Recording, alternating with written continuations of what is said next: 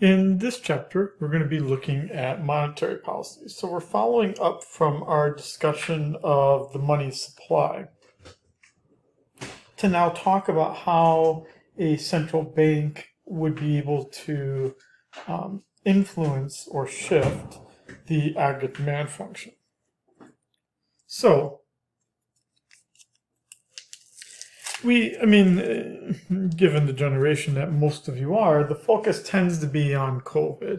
And absolutely, the Federal Reserve, the central bank, did engage in a great deal of monetary policy during the COVID-19 pandemic.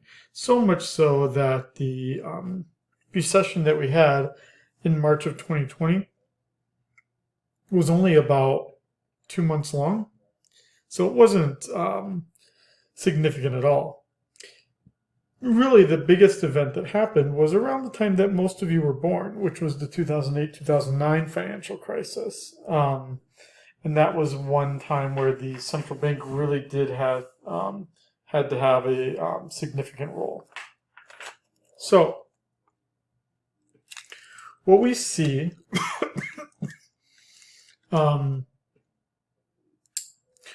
is that when the central bank gets involved, this is called monetary policy. And that monetary policy essentially consists of, let me get our drawing function here,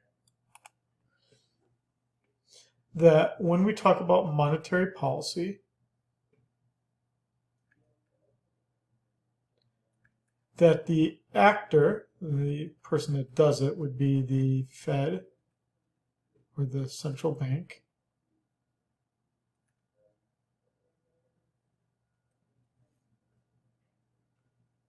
What does it consist of?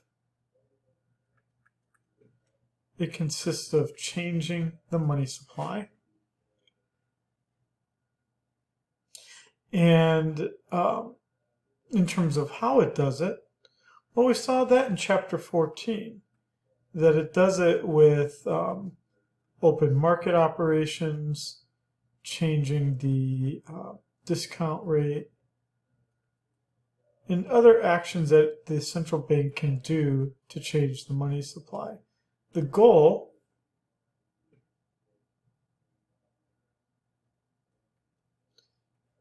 is to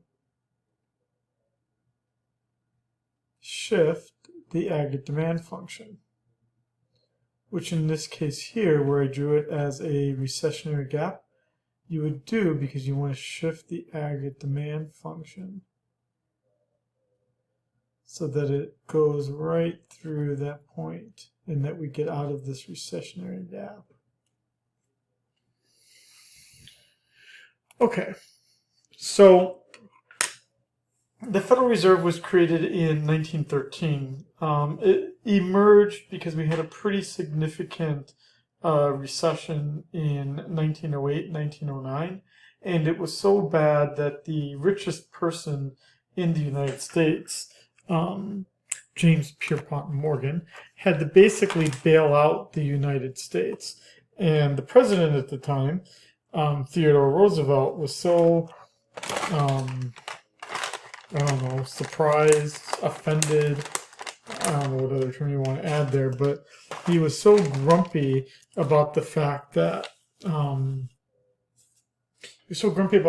the richest person had so much power that he he had put into motion the creation of the central bank. Now, the idea of a central bank in the United States is not that new. I mean, it dates back to the beginning of the country. Now, I've never seen Hamilton. I know what it is. It's a story, I'm guessing, about how Alexander Hamilton advocated for the creation of a central bank and for that bank to basically manage, control the money supply. And the problem at the time, right back in the 1700s, was this idea we had just gotten rid of, the chains of a colonial overlord. So states weren't looking too much to, have a strong national government or to have a central bank. But yet we had a first Bank of the U.S., then it kind of expired and wasn't renewed. Then we had a second Bank of the U.S. That was during the time of Andrew Jackson, which would have been the 1820s. And then that expired. And then we didn't have anything for 90 some years until the Federal Reserve. The Federal Reserve, although it was created in 1913, didn't really start taking an active role until after World War II. And today it's by far the biggest actor in the United States economy. And it engages in what is called this monetary policy, where it basically changes the money supply in an attempt to adjust where the aggregate demand curve is.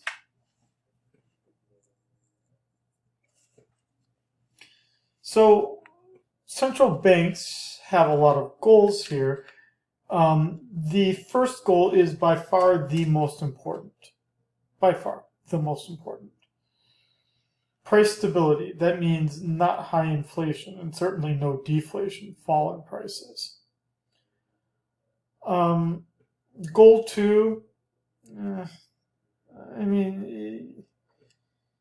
economists talk a good game, and they don't want to make it sound like they're not for people being able to work, but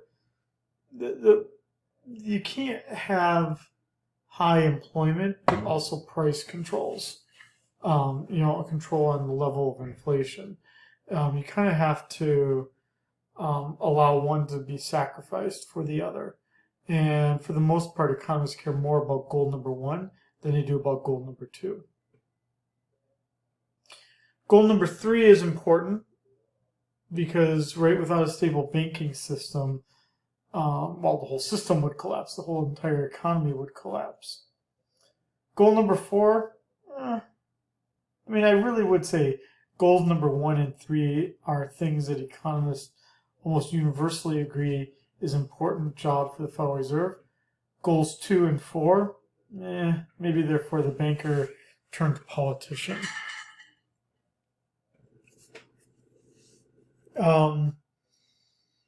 I think this book is inaccurate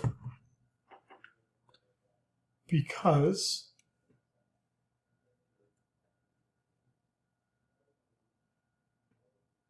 let's see here, my pen's not working. Here we go.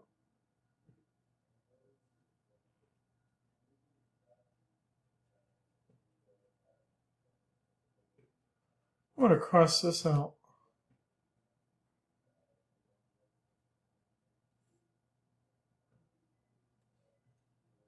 Add to this.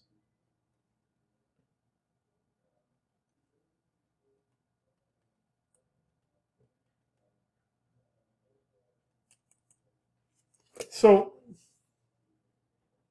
the Federal Reserve has as its primary goal price stability, meaning controlling the inflation rate. And yet, the 2 periods we've had 3 significant periods of inflation since World War II. The first one was right after World War II, which isn't too surprising because the economy was shifting from war production to consumer goods. So there wasn't a lot of consumer goods to be purchased because, companies were retooling how they produce things. So prices were high because there weren't a lot of things out there because of this retooling process. Also, people were spending lots of money because they're like, dude, I just survived World War II, so I'm going to spend like I'm like crazy because, dude, I survived a war, a really bad one at that. Okay, that's not really the fault of the Fed. We had high inflation, but that's more the fault of Germany and Japan. That's not really the fault of the Federal Reserve. The other 2 instances, though, where we had high inflation were completely, wholly, 100% the fault of the Federal Reserve. I'll repeat that again. The 2 periods of time that we had high inflation were completely 100% fully the fault of the Federal Reserve. Let's talk about each of these two instances. Actually, let me show you the chart here too, so you can kind of see it. So we see this period of time. This is about, I was born in 1977, so we're kind of right before it hits its peak. But in that time period of this great inflation, the United States was fighting, doing three very expensive things. One, we were sending people to the moon. So that meant that the government was spending a lot of money. Second thing is that we were fighting a war in Vietnam. Third thing was that during the Johnson administration, so that would be mid-60s, we started expensive programs, Medicare, Medicaid, food stamps. And so the government was spending a lot of money on all three of these activities, okay? So that puts one strain on the economy. But then, the chair of the Federal Reserve at this time period was a person by the name of Arthur Burns. And Arthur Burns goes down as the worst Federal Reserve chairman that the United States has ever had. And the reason why he was so bad was because he was influenced by politics. And there's not a lot of dispute about this anymore. And it's not about the person that he ended up being friends with that I'm unhappy about. It's the fact that he was friends with any politician. In this case, he was friends with Richard Nixon. And Richard Nixon was trying to get reelected in 1972. So the only way he was going to get reelected in 1972, in the face of this war in Vietnam, and then you kind of have Watergate and whatnot, the only way he was going to get reelected was if the economy was doing very well. And so he took his friend, Arthur Burns. So Richard Nixon approached his friend, Richard Burns, and he said, "Hey, dude, can you stimulate the economy a lot for me? I want to get reelected." And Arthur Burns basically did that. So what we see here is a situation where the economy basically got overstimulated, stimulated by the government through the three big things it was spending money on, but then also by the Federal Reserve, which kept interest rates low. And it caused significant inflation. And the problem is, look, right? So Arthur Burns is still in office, right? Nixon doesn't step down until, 1974? We already have this really high inflation, and yet the Federal Reserve did nothing about it. And so the question would be, why didn't it? Well, because, again, they want to get Arthur Burns wants to get his friend, Richard Nixon, reelected. And Arthur Burns, he even gave the cash that Nixon used to pay the Watergate thieves. If anyone's interested in this part of the story, email me, and I'll send you the research that economists have done on this. The only way that the inflation gets under control by 1982 is because the only way you can control really high inflation is by raising interest rates a lot. And that's exactly what the person who replaced Arthur Burns did, Paul Volcker, who, with the opinion of many, was actually the best Federal Reserve chairman we ever had. So the worst was followed by the best. And Paul Volcker dramatically raised the interest rates and slowed the economy down, giving us the worst recession we had had since the Great Depression, the 1982 recession. It got Jimmy Carter voted not reelected because of the high inflation and then just the basic shitty economy that we had. And then Paul Volcker steps down in 1987 to be replaced with Alan Greenspan. And then around the time you're born, a little bit before you were born, most of you in this class, we had Ben Bernanke as Federal Reserve Chairman, who was followed by Janet Yellen, who was followed by the person who we have today, Jerome Powell. So these Federal Reserve chairpersons typically are supposed to be apolitical and follow several different presidencies. And then we get this reemergence of inflation during COVID. I don't know why, the previous slide, why he thinks that it caught many Fed policymakers by surprise. And is there really any debate that it was caused by monetary and fiscal policy actions? I 100% don't see any element of doubt about this. And the reason why I say that is because we can look at even just a very simple chart. So I'll go to my favorite website here. And I'm just going to look at the money supply here. And this goes back to what I was saying earlier, but look at that. There's no reason why, this is the Federal Reserve. The Federal Reserve controls M2. So we went from having, again, 15 to having over 20. So we increased the money supply by a third in less than 2 years.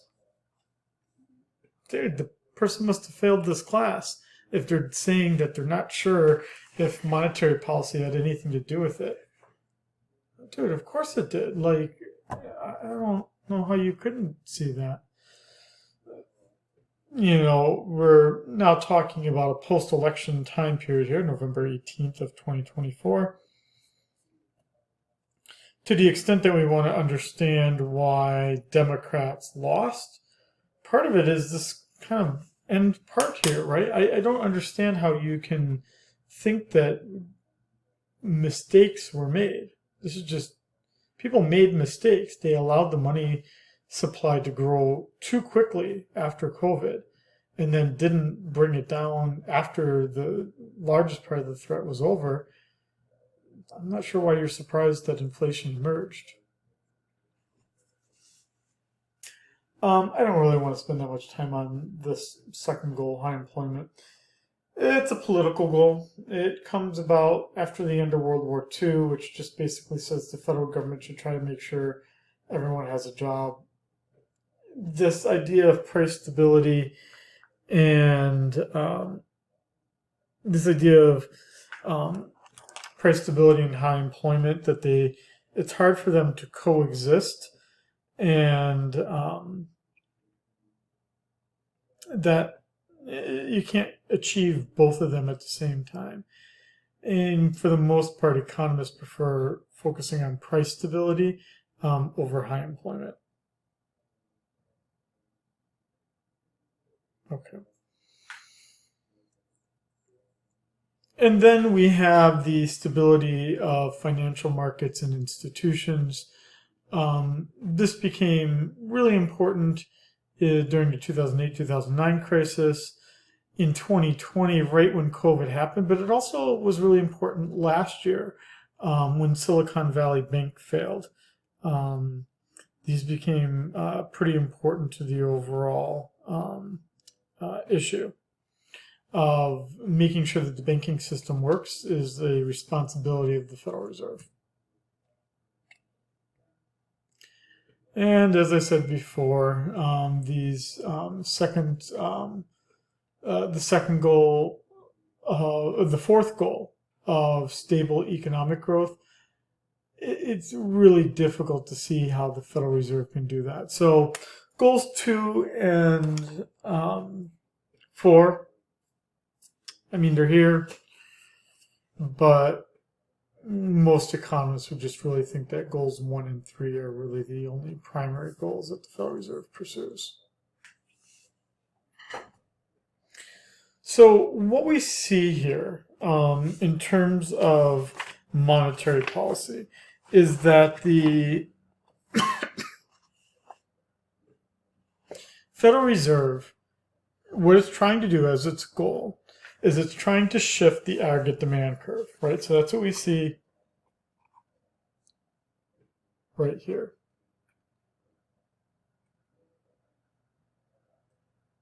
Right? Shifting the aggregate demand. The question becomes one of how does it do it? It does it through the interest rates. So what it's doing here, quantity of money and the interest rate. We have a demand for dollars that looks like this, downward sloping, meaning when the interest rate is high, people don't want to hold a lot of dollars because they'd rather save it and earn that really high interest. And when the interest rate's really low, people hold a lot of money and spend a lot of money. My money supply is vertical. We'll just call it supply of dollars. My supply of money is vertical. Sometimes it's also referred to as M subscript S. Money supply. The Federal Reserve is completely in charge of this money supply. And so when it raises the money supply, it lowers the interest rate, which in turn causes consumption to go up and investment to go up. Which means over here, we put real GDP on the x-axis, price level here.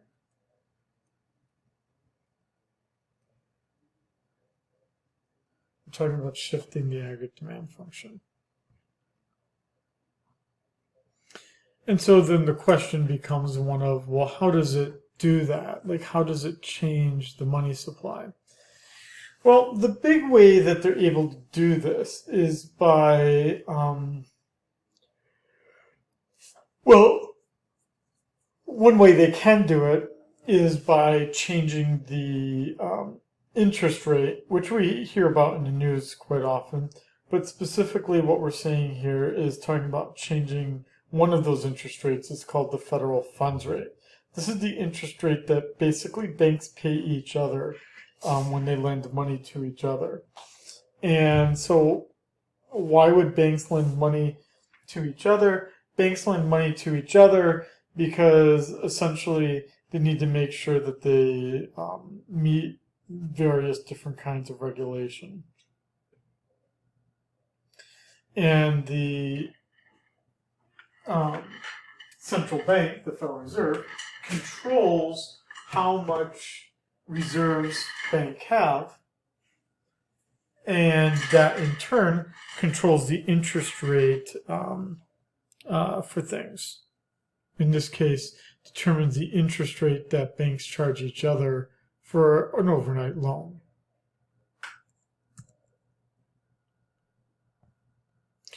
And so the Federal Reserve Open Market Committee, FOMC, it doesn't say exactly what interest rate banks have to charge each other. So what they're going to do is they're going to try to influence how much reserves banks have, and that will in turn determine what the interest rate is that banks charge each other, right? If banks have a lot of reserves, then they're probably going to be willing to lend it out very cheaply for a very low interest rate. And so if the Federal Reserve engages in expansionary monetary policy, what it's going to do is it's going to have a goal of saying that we want to lower the federal funds rate, which is what we did when COVID started or when the 2008 financial crisis started. We did this kind of expansionary policy of lowering the federal funds rate to basically zero. Let's go back to Fred and look at this here.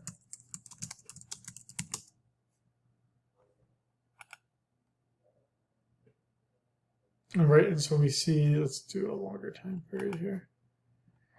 We see this here after the 2008 financial crisis where it's basically zero, and then we see it again here.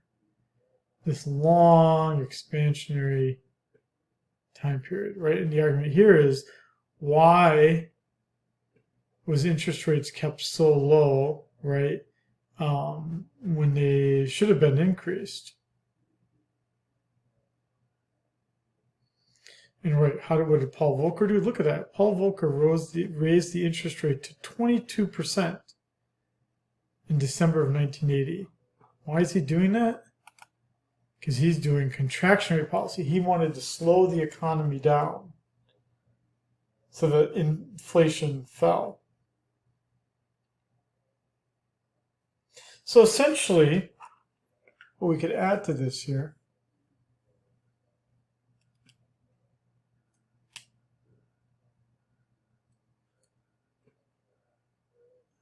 is that expansionary monetary policy causes a inflation worry, and a contractionary policy is meant to control inflation.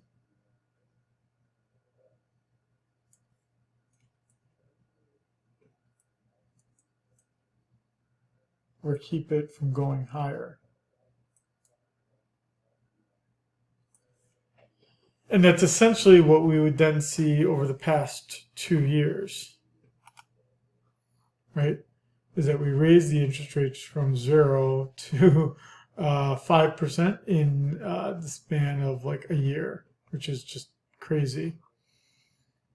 It really is. This is the fastest growth in the federal funds rate, and that just happened last year.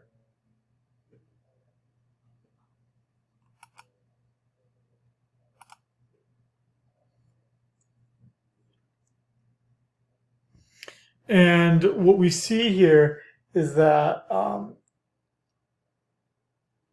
the primary thing that we're going to see here is that in terms of the Federal Reserve has a target, what they would like the interest rate to be in the federal funds market, and the way that they do that is the Federal Reserve doesn't control the interest rate, but what they do control is how much reserves, how much extra money banks have. And this leads to them being able to adjust what interest rate they can borrow money from each other at. And that would depend on whether it's a scarce reserve regime or what we're in today, and have been since 2008, an ample reserve regime. Okay, I'm going to pause here.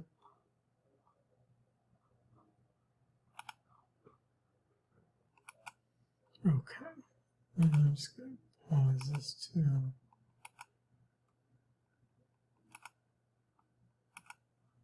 So we have these different regimes, scarce reserve regimes and ample reserve regimes.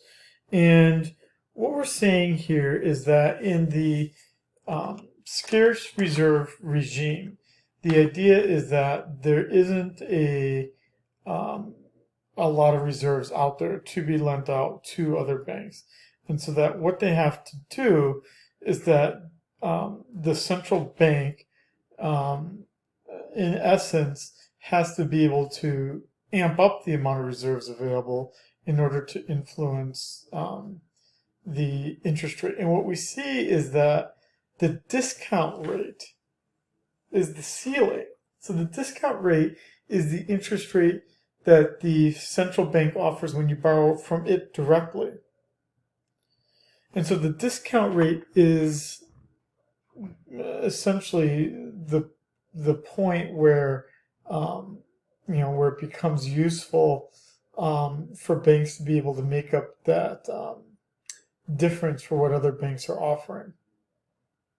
So we can see here, I subscript 1, that would be my federal funds rate here, lower than my discount rate, but that the only way I can make up the rest of what needed is by direct borrowings from the central bank. Now, once we hit that discount rate, then there's unlimited supply reserves, but it'll go no higher. And so this is what we see here, is that basically the Federal Reserve will supply the amount of reserves to be able to get that target, so they have a lot more control because there's not a lot of reserves out there. So as long as the central bank ensures that R1 exists among all the banks, they get their they get the banks lending to each other at I subscript 1. And then once we hit the discount rate, they provide unlimited amounts of money. And this just repeats that. Things change when we're talking about the ample reserve regime, which is the kind of regime that we're in today.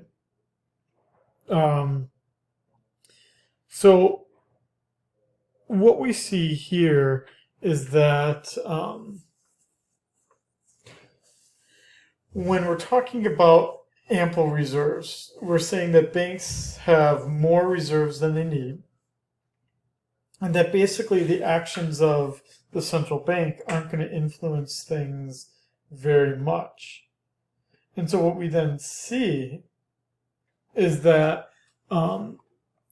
you're just basically moving along this flat line, which basically means that central bank doesn't have a great deal of influence. You're just changing, right, in terms of the interest rate on reserve balances, you're not changing very much. And so what we see is that the federal funds rate here then basically has to equal the interest rate on reserve balances. That interest rate on reserve balances, that would be the interest rate that the Federal Reserve pays when banks keep their money there. So this doesn't affect anything. The only thing that you could do is you could change the interest rate on balances. And essentially what that would do is change the demand.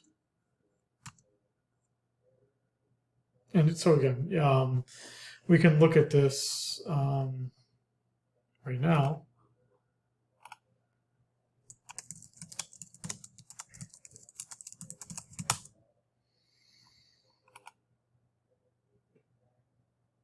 And we can see exactly that, right? That it's going up in step with the federal funds rate, because we could add to this, add a line.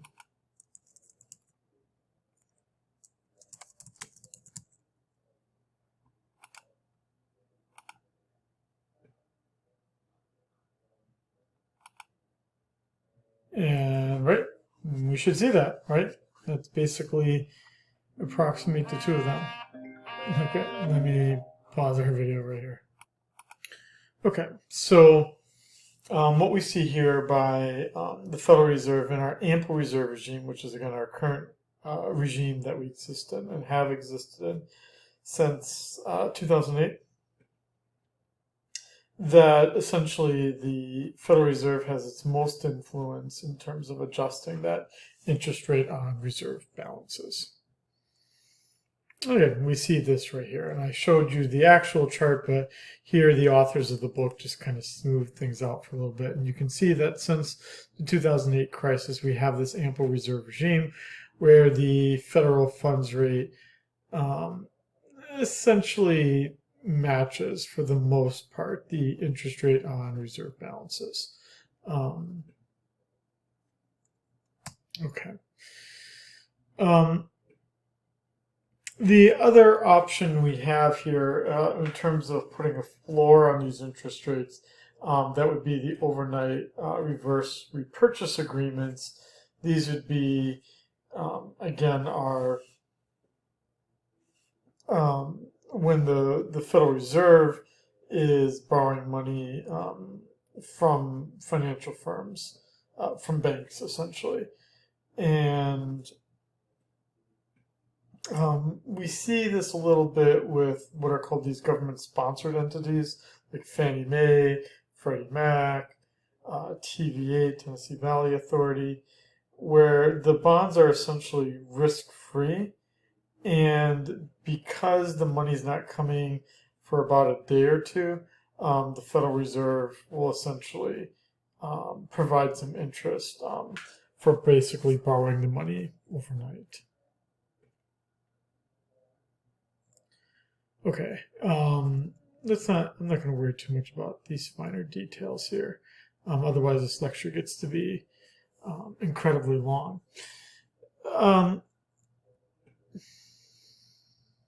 Let's just jump to the tools, and then we'll kind of go from there.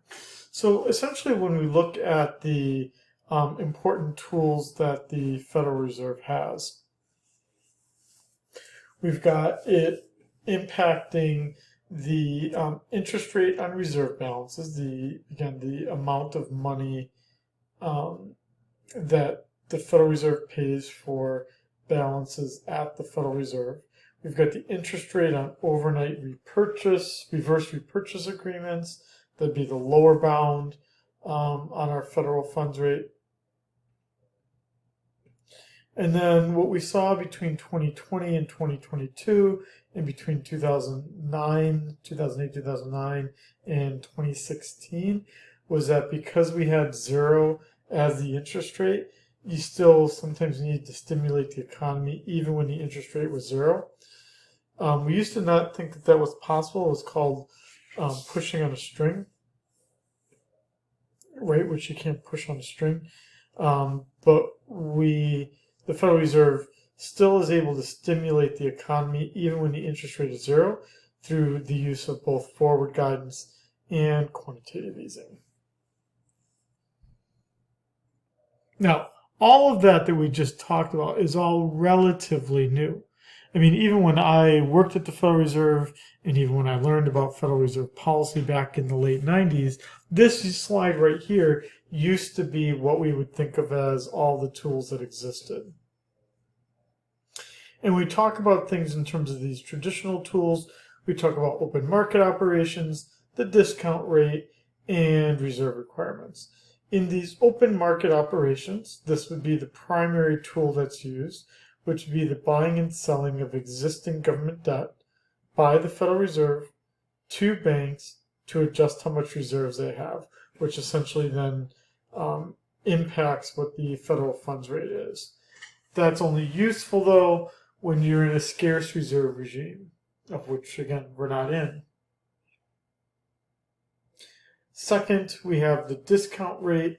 The discount rate is the rate that you pay for borrowing from the Federal Reserve. This one, the Federal Reserve does have direct control over that interest rate, called a discount rate, but it's not exactly that low of a rate. You're paying a bit of a penalty for it because you're not supposed to be borrowing from the Federal Reserve. Generally, it would indicate that you have a problem. And we used to have a required reserve ratio, which meant that banks had to keep a specific amount of money in the Federal Reserve based on the amount of deposits it had. That's no longer true. That stopped during COVID. I don't know if I would say the Fed hadn't used this. Well, I guess they hadn't used the tool in decades, but it wasn't a very useful tool. So really, the primary tool of these three tools, so discount rate, the penalty rate, not used a lot and usually only by banks that are really in trouble. Reserve requirements weren't used a lot and don't even apply anymore, which meant that we were only kind of left with open market operations. But again, that's only used in a scarce reserve regime. For the most part, we're using the ample reserve regimes, which again are either that you're using the quantitative easing and forward guidance when you have ample reserves and you're at 0%, or you're using the interest on reserve balances or the interest rate on overnight reverse repurchase agreements. Okay.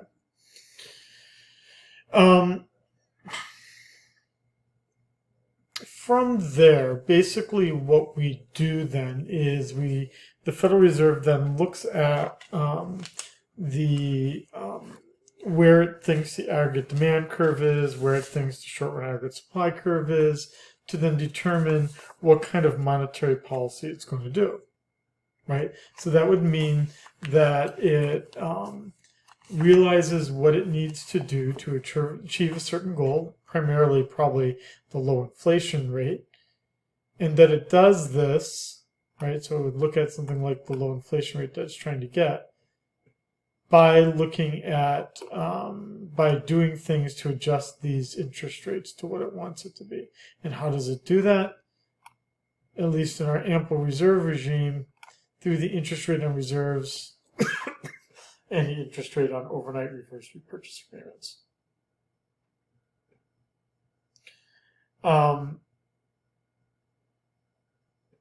We know with a great deal of certainty how changing these interest rates affects the federal funds rate. So this is a strong relationship between these two. We don't know as much, or it's not as strong as you go from policy to goals.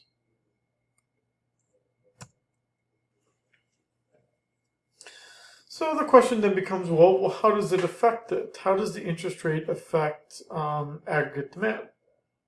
Well, it does it through the components of aggregate demand of consumption, investment, and net exports. Essentially, if the interest rate is lower, then people buy more stuff, right? They borrow more money. They also don't want to save money, and so they consume more. If the interest rates go down, also banks, will lower the interest rate, and that might make people borrow more money. And finally, if the interest rate is lower, then we'll find that exports won't be that high, imports will be higher, so our net exports will fall. So, expansionary monetary policy then consists of increasing the money supply. And as it increases the money supply,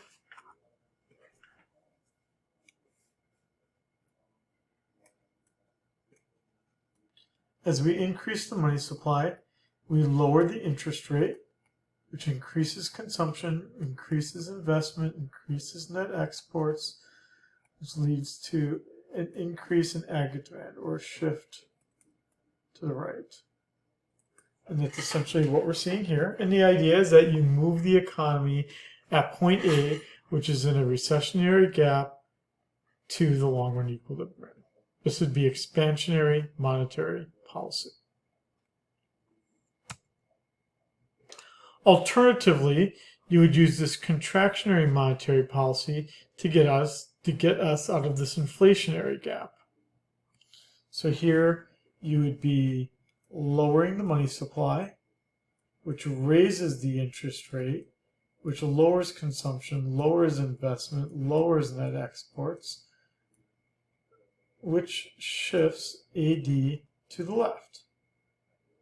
Again, some would argue that we didn't do this in 2021, 2022, when we saw that there was that inflation there, or that we didn't do this in the 70s, when we had the inflation that was caused by Arthur Burns.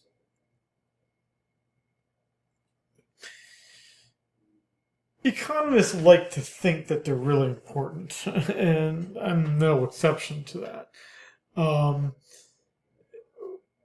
It's really essentially what the slide is saying is that it's really easy to draw graphs where it looks like we're completely fixing a sick economy and basically getting economies out of recessions. And it looks rather easy, but it's actually pretty difficult to do. And it only does it with a lag, meaning it takes a bit of time for it to actually work in practice. So it's actually pretty difficult to manage an economy and to know how much to shift things by. And so typically then what we see is that sometimes what happens, and this again would be likely what happened in 2020, is that we keep the interest rates low for too long. And what it does is it makes the economy grow faster than it should. And it means that we have this high inflation. What the experts are trying to do right now, so this is as of November of 2024, is that we're trying to avoid a recession that will be severe. What if you tried to look up in like Google News or something, hard landing versus soft landing? We're trying to avoid a hard landing in the economy.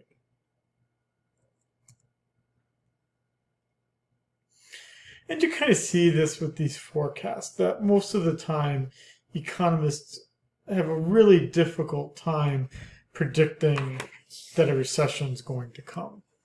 We completely missed the 2007-2008 recession. I'm not touting my own abilities here, but I was not among those. I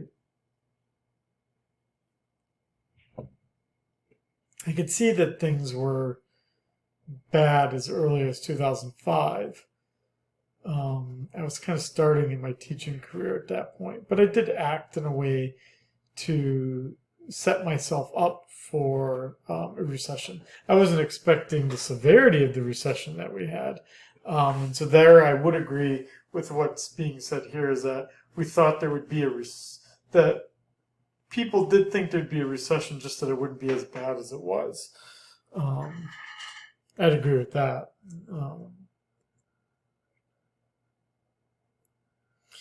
And so you see here is that the economists, I'm going to skip this here.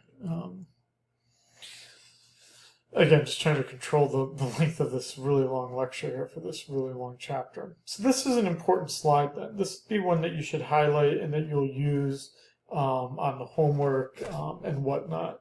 That we get a quick overview of how expansionary and contractionary monetary policy by the FOMC, the Federal Reserve Open Market Committee, leads to changes in the real GDP and the price level.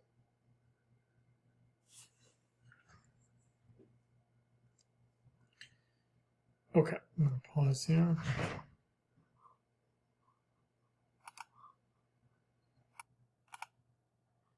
Okay, so the only other kind of thing we can try to do here is we can try to look at this model dynamically, meaning having it adjust as things change over time.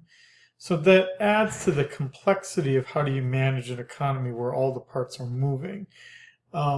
Essentially what you see is that the aggregate demand will shift a little bit more than it would if we had a static model. That's really the biggest change that we see. And so this kind of gives you an overview of the complexity, right? Is that things are already moving just because the economy is changing, but then you're also changing curves because of policy changes, not only just because of the economy changing.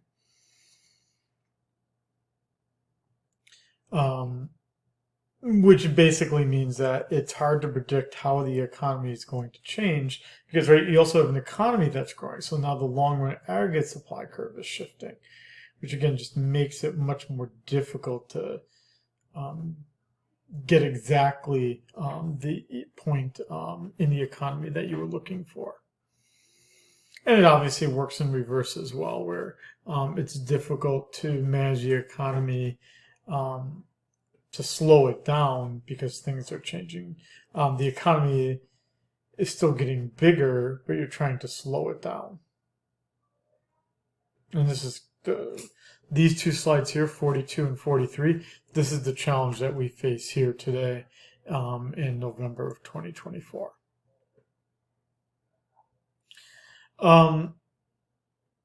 Instead of targeting the interest rate, which you would do through open market operations in the FOMC, the only other option would be is that you could actually target the amount of the money supply, meaning like you could change your M1, M2 amount rather than changing the interest rate, which in turn you do by changing the money supply. I will admit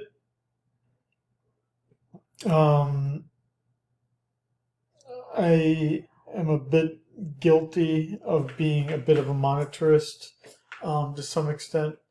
I don't know why the author of the textbook puts in this last bullet point that targeting the money supply is not seriously considered. I think it is, and I think to the extent that others do not is where we, again, typically see these problems. I mean, the biggest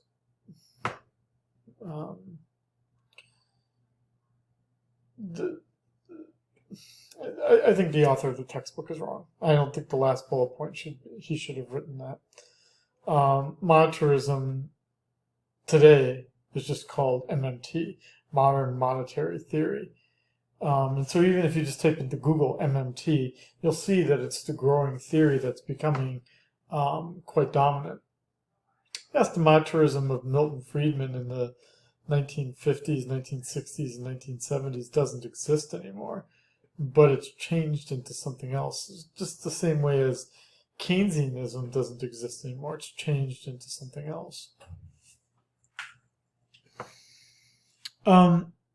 John Taylor, who I think is still alive, developed for us what's called the Taylor rule. And basically what it does is it gives us a way to think about how to connect what the federal funds rate should be to the inflation rate, which is generally the most important economic variable. And so what essentially the Taylor rule says is that the federal funds target rate as an interest rate is equal to 1/2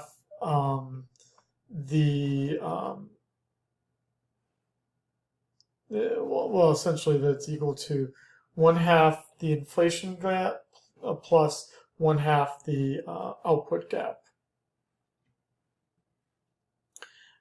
where that gap is defined as the difference between what the Federal Reserve wants the inflation rate to be versus what it actually is. The Federal Reserve's target rate of inflation is 2%. So to the extent that we're different than that, then this number would be right here. And then there's an output gap between where the long-run aggregate supply function is and what the current GDP is. There would be my output gap. So we would just take 1/2 of the difference of each of those and add them. And as you can see here, the Taylor rule does actually a really good job of predicting what the federal funds rate would be, with the only exception that the federal funds rate can't be negative, which sometimes the Taylor rule predicts that it should be.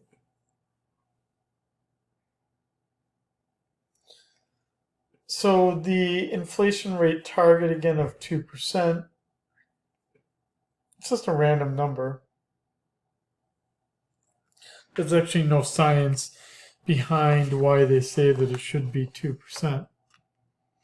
And the Federal Reserve is allowed to deviate from that number as they see fit.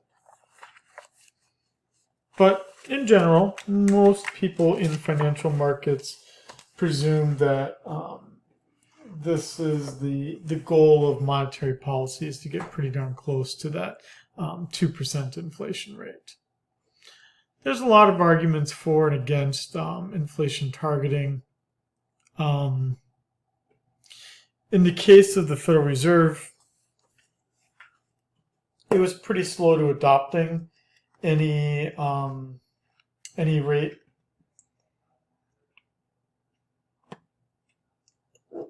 In some sense, it didn't have to because it has such a good history of controlling the inflation rate until recently. Other central banks, though, have found that they had to have an inflation target because that central bank in that country wasn't trusted as much as our own central bank is. Okay.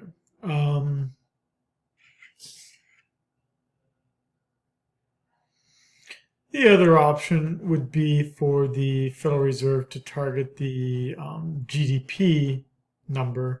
You really don't see this too often. And I will agree with this bullet point. I would say most central banks have adopted inflation targeting, but none of them have adopted nominal GDP targeting. It'd just be too difficult to do, and it really goes outside of what economists can reasonably think is what they can control. The Federal Reserve does not look at the CPI as its measure of inflation. They look at personal consumption expenditures, PCE. it's kind of like the GDP deflator, except it focuses on just what the consumption part is. And here we're looking most of the time at core PCE, which means taking out the most volatile components, which would be food and energy prices. So basically we're saying we try to follow the red line, and we're clearly above 2% here for most of 2022.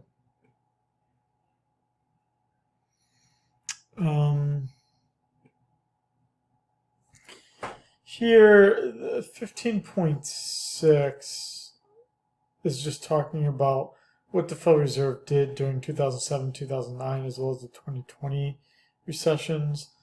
I'm going to skip that, if only because you can read the slides, but I'm not sure why the author of the textbook thinks that he has to put this in here. That's a whole course. I don't think that we can reasonably do this in just a few slides. So while you may see some homework questions about it, you will not see any exam questions about 15.6. Okay, I'm going to end the lecture here. That way at least it's a manageable size.